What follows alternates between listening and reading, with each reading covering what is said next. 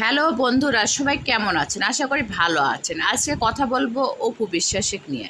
তা আপনারা ভাবেছিলেন যে অপু বিশ্বাসের নামে মনে হয় কেস হয়েছে, জীবনে কেস করতে পারবে না।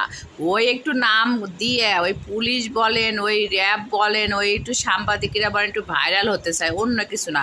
কারণ অপু বিশ্বাসের যে ঠান্ডা ব্রেন আছে, সেই ব্রেনের সঙ্গে কেউ কখনো পারবে না। সেই জন্য অপু বিশ্বাস সবসময় দুইটা করে ভাতের হোটেল রেখে দিচ্ছে, একটাতে সমস্যা হবে, একটাতে চালু হবে।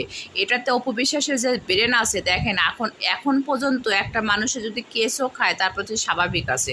প্রতিদিন ছবি ছাড়ছে, প্রতিদিন ভিডিও দিচ্ছে, প্রতিদিন নাচ গান করছে। অপু বিশ্বাসের সঙ্গে কেউ পারেনি, কখনো পারবেও না। সে এই বয়সেও সে এখনও নায়িকার পাঠ করে, যেখানে আর মায়ের পাঠ করা ছিল কথা ছিল, সেখানে সে নায়িকার পাঠ করে। সেটা আপনাদের ভাবা উচিত। অপু বিশ্বাস ছাড়া কখনো বাংলাদেশ চলবে না। আর বাংলাদেশের নামই একজন হলো অপু বিশ্বাস। সেটাকে মাথায় রেখে আপনাদের চলতে হবে। কখনো তার নামে কোনো সময় যে দুর্নাম করতে যাবেন না। দুর্নাম করতে গেলে দেখবেন যে আপনাদের নামে উল্টা কেস খাইছে।